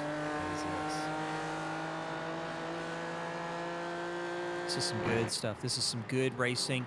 And thank you all again for being a part of the show with us. You're watching the Sports Car Series Round 7 at Sonoma Raceway. I'm Whoop Cakes, Mr. Finicini in the booth with me. Finn, this has been a banger. We're in that back third now. Inside that 30-minute window towards the end of this race. What are your thoughts so far? It's definitely been one that we've seen so many, I think, like unexpected moments that I think it's still summarized best with chaos. but it's it's been a lot of cool victories followed immediately by heartbreak for a lot of the cars here. Tommy, Stephen Wallace, from that uh, early kind of braking maneuver that he attempted after the restart. And I think it's really been a stressful one for a lot of people. It has. But I think it's been a tough one. That's for sure. I think the track, the number of cars on track, given and the multi-class, and how spread out the field has gotten at this point, I think is definitely also aided in the kind of the heartbreaks we've seen. As we see a lot of the GT4s, I think, dive into the pits for their final stops. We've seen a lot of the GT4s pulling in. Scott Fleming's just gonna try and push and extend. Yeah, timing the pit stops are going to be very important, and I've actually got my eyes on one car in particular. I'm going to wait and see how the pit stop numbers come back, because we were talking before about mad successes followed by crushing heartbreak. But depending on how this pit stop goes, I think we might have ourselves a nice storyline to talk about here. One storyline I do want to talk about is this guy right here, Tanner Schiffner, who has taken his second pit stop. He's taken 2 pit stops in this race. One of those that, again, kind of experienced some of the kind of like shenanigans on track, but finds himself right now in second with the pit stops starting to happen for the folks that are taking their last scheduled. Not sure if Tanner's going to have the fuel. Might have to take one before the end of this race, but good recovery for Tanner Schiffner. Christopher Blue finds himself in 6th, but the story I wanted to talk about is Mr. Matt Pyle, who has found the rear end of his car getting used and abused on this track, but somehow managing. He pitted from 3rd in GT4 on this last round of pit stops. So the question is, Matt Pyle, is he lined up for a podium? He definitely had more pace than Christopher Blue before the pit stops. So let's see if that works out here in this last 30 minutes of racing. I definitely think he's got the pace. I think it's going to be whether or not he can get around Chris Blue to really capitalize on it. That it's going to be, I think, the deciding factor on there if he gets back onto the podium after all the pit stops are said and done. Mr. Logan Branson off. Hoping that LMP3, that's Gabe Chavez, locks it up, but Matt Pyle follows him around, and that gives Christopher Blue the long way around. But like you were saying before with Vincent, that long line might give you a little bit more time to build up speed before you go into turn 1. LMP3's rejoining Vincent LaRue on the inside, and everybody seems to get through with no drama. Sam Wilson having a brief stint in P1, as he's the last, I think, LMP2 or LMP3, excuse me, taking his second pit stop of the night. So, yeah, this is wild. This has been a wild race. My storyline is it's pretty simple. I don't know what to think. So much has happened. I've been overloaded with stimuli from the cars being smashed together, the accidents, the kind of like you were talking about before with like these crazy successes followed by crushing blows. I don't know what to think. My brain is going to need a vacation to figure out, to understand what happened here. That was a pretty good exit from Matt there. But I have to agree. There's so many pieces that I'm like, this is so much. Just always, and there's always, the very fun thing about this, there's always something going on, it seems like, on the track. There's a battle somewhere that we can follow and kind of keep up with. With this battle between Matt Pyle and Chris Blue, that's we have a few, pairs of cars that we could go and focus in on. Anthony Newman and Tanner Schiffner, are also in kind of that battle for position in P3. It's just there's a lot happening here. Oh, Matt Pyle up the inside, turn 7. They're going to touch, but yeah, I think just ever so gently. Yep, I think. And oh man, that LMP3 cutting in between them, trying not to kill anybody or themselves. What a wild race, man! What a wild race.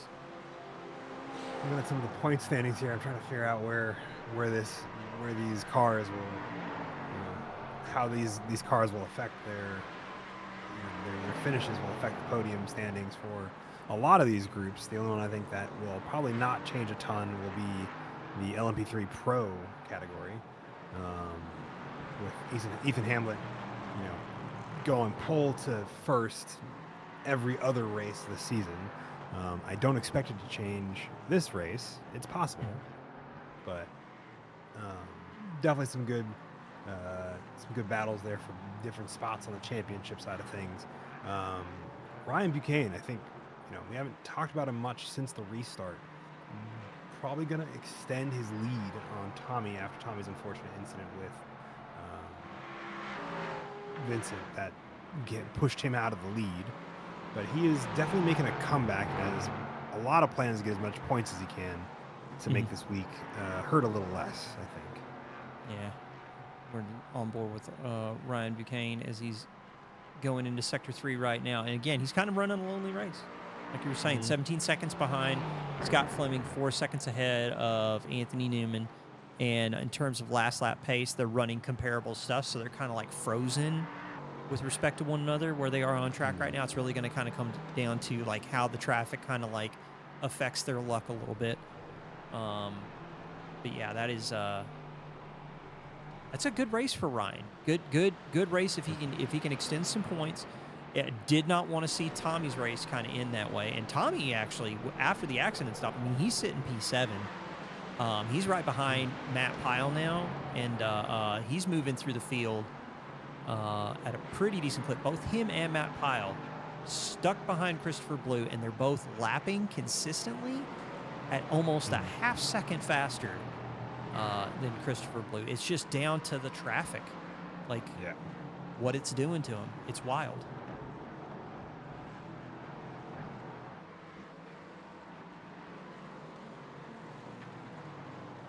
So 1 hour and 8 minutes off the clock here. Round 7 of the Sports Car Series here at Sonoma Raceway. Ethan Hamlet in the lead to the tune of 28 seconds in LMP3. Managing the traffic out here. Taking as few risks as possible because this is the most treacherous race he's probably going to experience all season.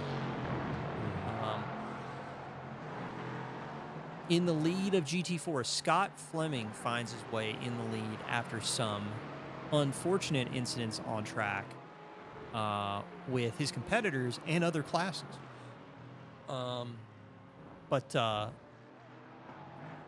Yeah, so Scott Fleming in the lead right now, and Ryan Buchanan's like 18 seconds back. Wow. Let's jump back with Tommy Kogan, because Tommy Kogan is really starting to put pressure on Matt Pyle here. And Chris Blue's not that far ahead, so I suspect if he can clear Matt Pyle, we're going to see a battle between Tommy Kogan and Christopher Blue here in a moment. I would have to believe so. I think Tommy's got a lot of time he wants to make up for. Bad exit from Christopher Blue. I think Chris was just trying to avoid Gian Cardoso there, would be my guess. That's kind of what Matt Pyle was looking for, an opportunity to clear Chris Blue, and now is he going to start to pull a gap on him and now kind of like leave Tommy Kogan in a situation where he's got to find his way around the 530 BMW. I think that is the case. But I think Tommy's going to look for that inside line. Oof, he had to throw the boat anchor out there. Yeah, man. The car looked like it paused. Like it just slowed so much. But you can see in the time and that momentum that we've talked about this race having, he loses a lot on that start-finish stretch. Anthony Newman now battling with Tanner Schiffner. if Newman finishes with a third-place finish, that's going to be a really good points haul for Anthony in the AM category. So I think he's going to want to try and push, and convert as much as he can here in GT4 AM. But Tanner Schiffner is not letting him go. Nope. And I think Tanner's going to keep him honest throughout the last few, 15-ish minutes of racing that we have left. 15, almost 20, just shy of 20, I should say. We'll keep him honest throughout there. And then if he's able to convert that, that'll be good points for him to bring him, I think, up to, Chris Blue before the drop rounds. So we'll see, obviously there's going to be an interesting shuffle at the end of the season when the drop rounds get included.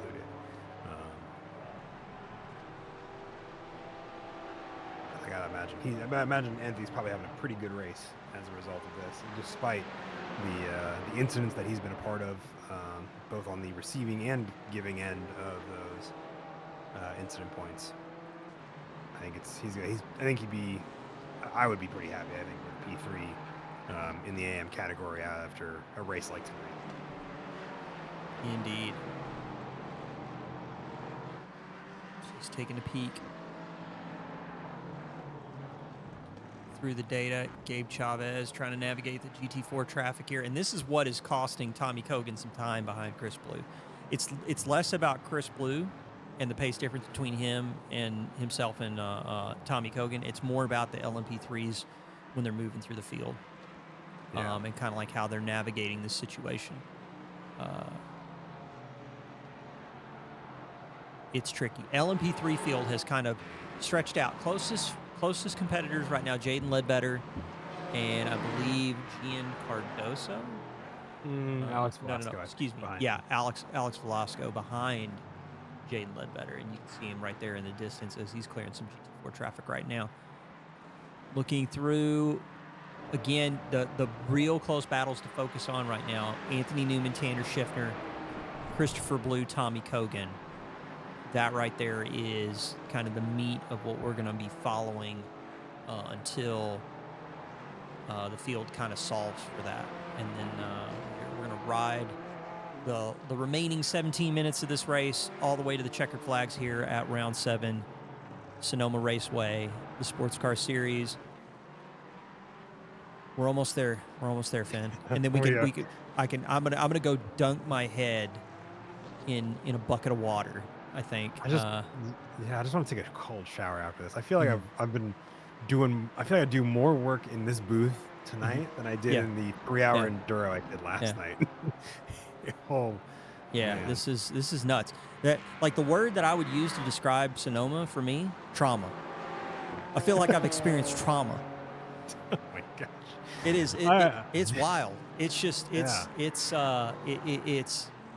It's calm, and then there's just like this explosion of activity, and then the race kind of like settles for a little bit, and we're following around with the fights, and then things get chaotic again, and we might not be experiencing so much of that here at the end. Maybe the broadcaster curse kicks in, who knows? But right now we're really just kind of laser focused in on the remaining battles, although it does look like Paul York is starting to sneak in here, and Tommy Cogan, chaos. Tommy Cogan finds his way around Christopher Blue as Sam Wilson goes off track at turn 2. And collects John Newman, I think, with him. That is unfortunate. Yeah. And Chris Blue, loses time as a result of trying to avoid that incident.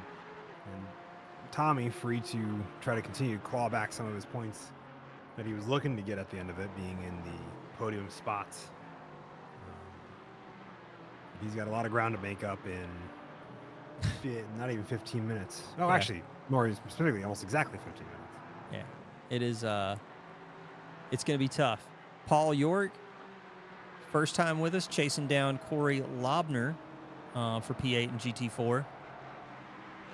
Good start to the series for Paul York, with us being close to the end. But, I mean, it's so awesome to have so many new faces, even here with the final 2 rounds of the Sports Car Series.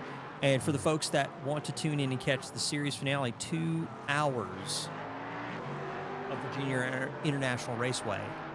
That is going to be December 7th. And if you want to be part of the action, check us out on SimGrid, sign up, be a part of the 2 hours of VIR to close out Season 2 of the Sports Car Series. I can't believe we made it all the way through to Season 2, to the end of Season 2. So yeah. So it was just yesterday that I was hopping in the booth for the first time, and I'm like, wow. Yep. And now we're here at the end of it. Yep. Lots of action to follow, and it's been a wild series, and we have seen so many faces this season in comparison to Season 1. So really excited for the 2025 season. We'll see what that holds, and I think it's going to be a fun show. Sam Wilson back on track, going in the correct direction, and he's clearing some GT4 traffic. Found himself in P5 and LMP3 after the collision. Alexander Brown is now P6. Alexander Brown, I think, crashed. That is unfortunate. Gian Caruso is disconnected. Yeah, he's in the pits. Alexander Brown is. That is unfortunate. That's a replay. If you want to go watch a car get obliterated. Which one, Alexander Brown? Alexander Brown. He makes let's see contact with the turn 1 outside the concrete barrier. It makes. Oh no! Oh wow! Oh yeah! Wow. It's brutal from the jump. Oh man, that touch and then the spin and the multiple contact front left is completely trashed. And Jared Jones involved in that as well. That's unfortunate for Jared's race. He's actually running really good. Yeah, he was having a really good race up until that point. That is unfortunate. I was a little skeptical at first, but I think your word of trauma, I think, is getting more and more correct, because it is just out of nowhere and super severe. Yeah. And with that, man, I'm really starting to wonder how many cars we're going to finish with. We've got so many retirements. I mean, we've got, I want to say, I think we're at 8. 8 retirements? Man. Yeah, 8 cars that are either in pit lane or retired. Maybe 9 if Alex doesn't get back out on the track, Alexander Brown. Yeah. That is unfortunate for both Jared and Alex. We're on board with Tanner Schiffner, who's losing ground to Anthony Newman. Anthony Newman currently running about 0.2 quicker a lap. Corey Lobner does get passed by Paul York, and now Paul York is moving through some lap traffic, it looks like. That is John Newman. So, just behind him. So Paul York manages to get the move done on Corey. You know what? We're going to go back and take a peek at that. I am interested to see how that all went down. Going into the hairpin. Man, he is so close. Oh, he just rolls it through. Yep. Clinical. You got Corey taking the normal deep line that we've seen cars taking, where they just roll wide, and Paul York just sets it up. And does it, gets it done, and manages to stick with it going into turns 1, 2, and 3. Mm-hmm. Oh, man. That is clinical. That is a clinical display. And Matt Pyle chasing down Tanner Schiffner now. Yeah, so Tanner's now worrying about getting caught by another car. So with us being close to the 10-minute mark here, this has been a wild show. Could you imagine doing this race? I definitely know that it'd be way harder to do this race than to call this race. I think we are maybe lucked out being in the booth here tonight. Yeah.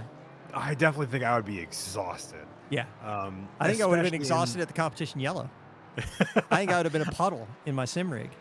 I think I would have been okay then. I think I would have been dead by now, because it has been nonstop for traffic for both classes because of how spread out the LMP3s are and the number of GT4s we have on this grid, which is fantastic, by the way. But I think it's been nonstop action. There's been no breaks for either class at any point in time. Either navigating being passed by fast traffic or passing slower traffic. It's stressful. And Gian is just having a bad time of it with the disconnect. What happened here? Going into turn 2. Everything looks fine. I think he just... Where's the calamity? He just outbrakes himself. He's fine. Oh, but he's not. He's like, nope. I'm not fine. So Gian Cardoso punching to the pits after having a very kind of unlucky event with the disconnect. And man, he had some incidents early on.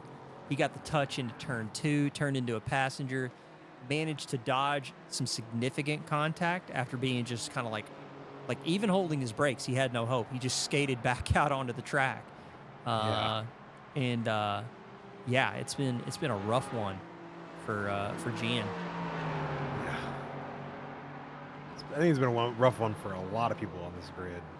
We have about half the field in both classes finishing on their respective lead laps. Oh, man. Tanner Schiffner trying to roll as much speed through that corner as possible, and Gabe Chavez is just rolling way more speed and needing to throw the boat anchor out kind of mid-corner, and the rear end almost stepped out on him. I think we almost saw another incident of murder in the hairpin. Another scene in Final Destination, Sonoma edition. It was man, this is crazy. And here's the thing of it. Like, we've been watching 90 minutes of this. I haven't seen like what I would consider like relatively unclean racing. I have seen some dives. I will say that Hairpin has seen its fair share of dives in this race. We've been calling it the murder, the crime scene for a reason. Yeah, but the thing of it is that it's been the field is packed, the track is narrow. The speed differential between the LMP3s and GT4s and them kind of like catching different car classes and stuff in some of these corners creates these kind of awkward circumstances. And I think a majority of what we've seen this race has kind of been down to that. Now, I will say I've seen some people kind of like flight into California, touching down at Sonoma right at the hairpin just in time to try and pass 2 cars on the inside. But it's been relatively, I think, down to the characteristics of the track, speed differentials between the classes, and I think it's been kind of mostly down to that. Yeah, I would have to agree. I don't think there's a very little of it that was what I would consider unclean racing.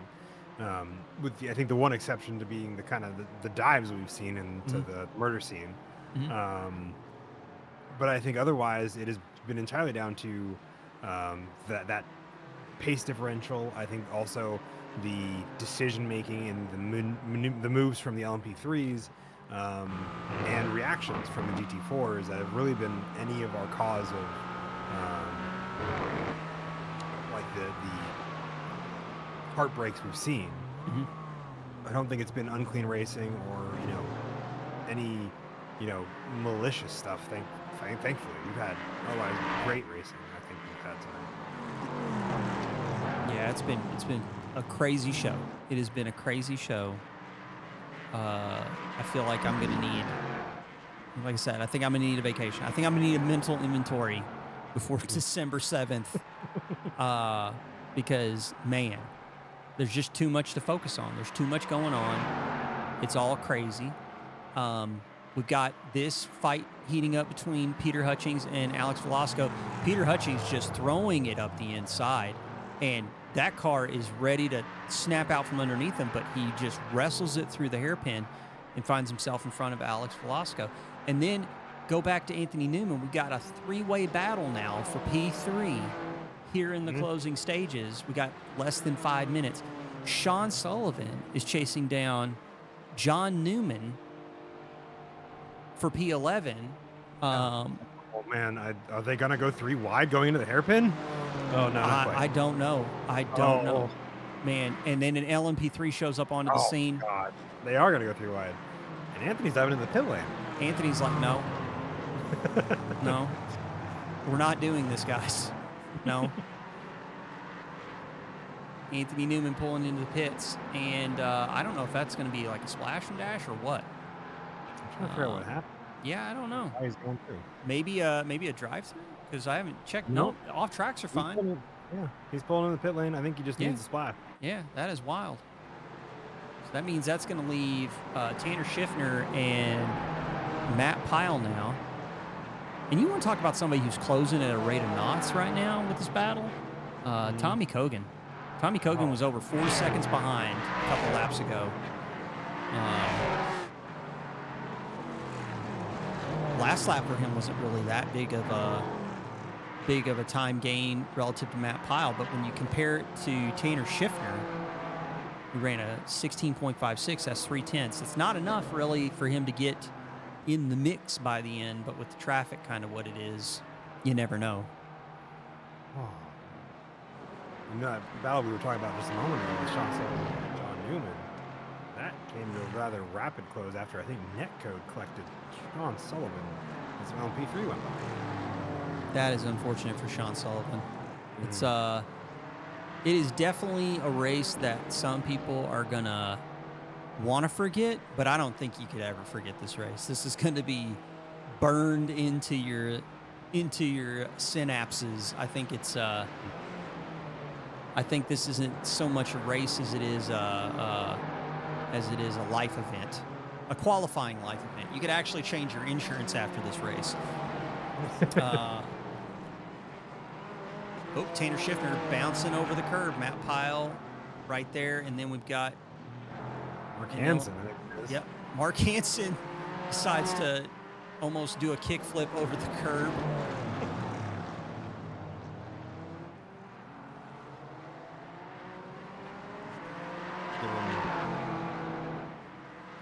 Just a respite in the breathing room. Mm-hmm. That is quickly closing as that door, as those two relatives get closer and closer together. Again, yep. Mm-hmm. And Tommy Kogan's going to be within 3 seconds at the end of this lap. Oh man, he is. he's gaining on him. Like he's really. Look at him. He's in the background. You can see him now. Yeah. Oh man. Yeah, he's entering the hairpin as they're leaving. That is this right here is wild. So, hour and 28 minutes in the books. Where is Ethan Hamlin relative to the field right now? He's exiting. Oh my goodness, we're going 3 wide with the race leader into turn 7. Jeez. And the funny thing is that none of those cars are on the same lap as each other. Nope. We got our leader on the lead lap. You have Jaden, who's 2 laps down, and then you have Alex Brown, who's 4 laps down. All right, so Matt Pyle, he's running out of time. He's really got to figure out something to crack the code of Tanner Schiffner. Mm-hmm. And Tommy Kogan's like, you guys just keep continuing to like beat each other up, and I'll try and get closer. Although actually, it looks like he lost some time relative to him. He's up to 3.5 seconds now, so that might be the end of Tommy Kogan's shot at joining the party. I think so. I think he got a little unlucky with some of the LMP3 traffic coming through, based on what I was seeing in the relatives.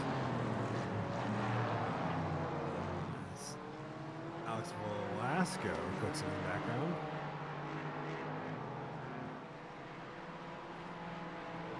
We got a white flag this time around. Yep. So Ethan Hamlin right now getting ready to go into the snake section on approach. You might as well just hang with Ethan right here to the end. We'll get a shot of the Matt Pyle, Tanner Schiffner show here at the end as Ethan Hamlin manages to navigate what is probably one of the craziest races I've ever called. And, I mean, did not put a foot wrong. Managed the traffic the entire time. Gabe Chavez is going to come across the line. Looks like he's going to come across the line in second with Vincent LaRue in third. Let's jump back to this now.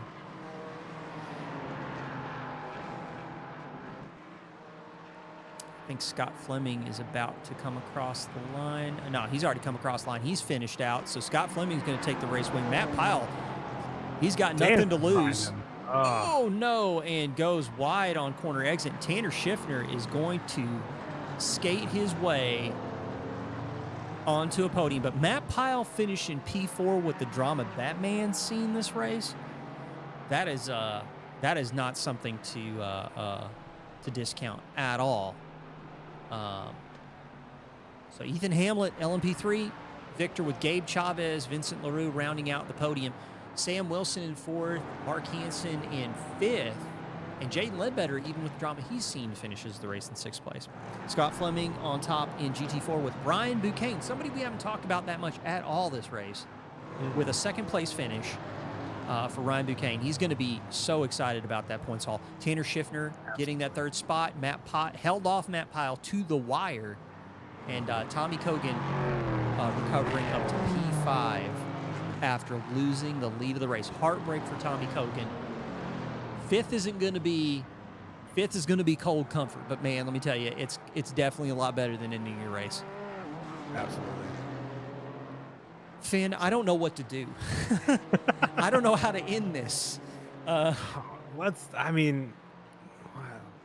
was your biggest takeaway? We'll start with your biggest takeaway. We'll go with mine. We'll work our way out. We'll figure out some way to leave this stream off on a high note. My biggest takeaway, man, that's going to be tough. I think it's going to be. Let me get the results pulled up for people real quick before we go talking about that. My biggest takeaway is,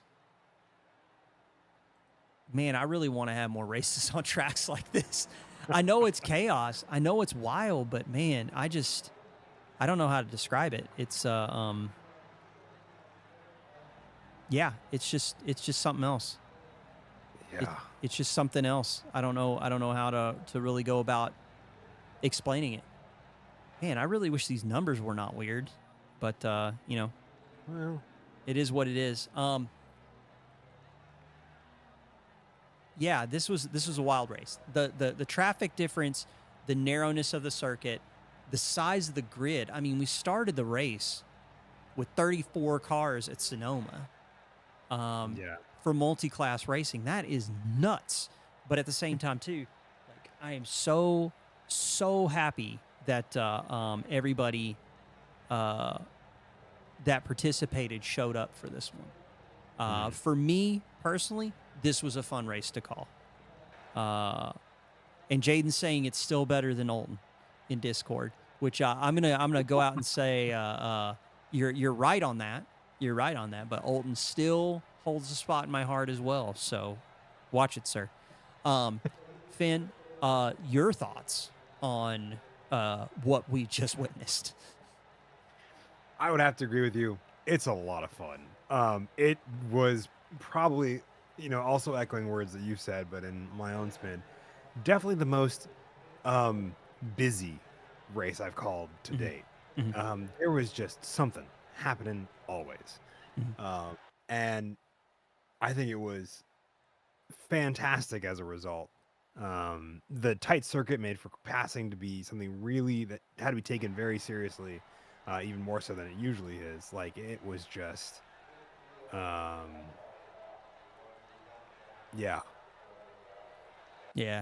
Very, very much a enjoyable ride. I think if, like you were saying, if we had included that roller coaster, oh man, that would have been so much different. Yeah, that would have been. Maybe we need to talk to Jaden about adding that part of Sector 2 in. just to see. I mean, what's the worst that could happen, right? Yeah, it can't be any worse than this. Like downhill tight carousel for LMP3s. Nothing bad could happen here. Never. No. So yeah, I'm looking through the data, and broadcaster track pick. I mean, you want to add in the actual the current road course layout, the non-NASCAR layout for this. I'm not going to say no. I'm not going to say no. I think maybe the drivers might riot, but I think there might be a lot of people going, yeah, this is a drop week. I don't think I'm doing this. Yeah. But I'm looking through the data right now, and there's just so many stories to talk about here. Let's switch it back to LMP3 because I want to call out. I definitely want to call out. I didn't want to say a word during the race, in particular, because we had a Canadian friend that did not have a disaster in a race for probably the first time. And I'm talking about Vincent Leroux getting a third place finish in this race. Absolutely. So congrats to him for not Oh, running afoul of something. yeah, I And think he got close because I think he's talking with Ethan in the Discord about a contact the contact they had in the hairpin. yeah, So I think it was close, but I think we lucked yeah. out. And our good friend, my good friend, especially because of us being on the same endurance team, Vincent had a very good race as a result. But Yeah, I cannot discount Gabe Chavez's performance. A second place finish in this field at this track, in this format, like that's a very impressive showing. And Ethan Hamlin again putting on a show and taking no risks, like just really finishing the race 41 seconds adrift, but at the same time too having to navigate probably the toughest multi-class race I've ever witnessed in my life. Um, yeah. but yeah, it was a good one. Sam Wilson had a fantastic pit stop, Yeah. converted it into a P4 finish, had some drama out on track. We've seen that from Sam from time to time, but still finishing it with fourth place, good result for him. Jaden Ledbetter having kind of one of the more disastrous races of his season, but Yeah. still managing to finish sixth in the overall in LMP3. So that's a big result for him. Over in GT4, this finishing order has a story to tell because Scott Oh, it's so Fleming different. not having to chase down Stephen Wallace and finishing on top of GT4. It's been a minute. Hmm. And then also for that, Ryan Duquesne with a second place finish. That's huge. Tanner Schiffner in third, and Matt Pyle after the stuff we saw him go through, him and Tommy Kogan to finish where they did relative to the rest of the field. That's a huge deal Yeah. for sure. I mean, I think it's such a different order than what we saw for qualifying and what we were expecting at the Mm-hmm. competition caution. Yep. You know, the late lunge into the hairpin from Stephen Wallace really, I think, threw the entire roster we had kind of started formulating for that finish out the window. Yeah, but you know what? You know what? I understand that, but you know what could have saved that hairpin incident from happening? The Hmm. 12 seconds he left on the table in the pit stop. Yeah. Like that Yeah. right there, I think that's gonna be a replay moment for Steven, I think. But at the same time, too, Steven has had massive pace. Really looking forward to seeing him at Virginia International Raceway. I hope he's there because seeing someone with Steven's pace on a track like VRR is going to be a sight to behold. And other stories, we got some newcomers in here. We got Paul York. Dave Chamilio was joining us for this race. We also had some newcomers in LMP3. We'll switch over there real quick and give them a shout Yeah. out.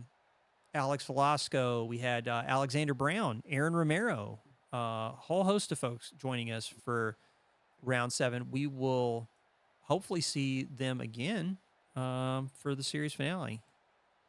I'm looking forward to it. I am as well. Let's switch it over to the race info here and get ready to call this one done and dusted. Round 7 at Sonoma Raceway with the Sports Car Series. This has been a blast to call, Finn. Thank you so much for being here with me. Absolutely. Thank you for having me. We got one more. 2 hours at VIR. If VIR is anything like this, I'm not sure we're gonna get another 30 minutes. I'm not sure we're gonna survive another 30 minutes. Yeah, it's gonna be wild, but longer track, longer lap. But I do think when it comes to kind of like pitfalls and treachery, VIR, don't sleep on it. The guys that are racing right now, you're gonna want to put in some laps, figure out those braking zones, figure out how to attack offline because you mess around with VIR, you're gonna end up in the grass, and it's gonna be a tough one. But for everybody at home, thank you so much for being a part of the show with us again. Give us a look on simgrid.com. Just search the host for Track Limits Racing. Join us on Discord. Be a part of the conversation. And if you want to race, we got one more 2 hours of VIR. Be a part of the show. But yeah, for everyone here at Track Limits Racing, I'm Whelp Cakes, Fettuccine in the booth with me. We're going to close out with the credits, and we'll figure out somebody to raid. And we hope you all have a good rest of your weekend. Take it easy.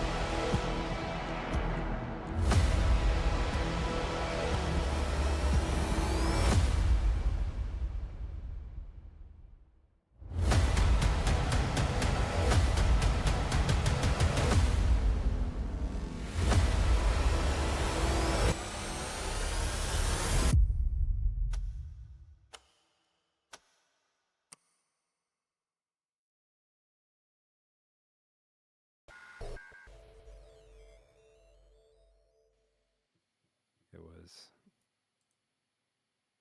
was a blast, like always. I mean, even with all the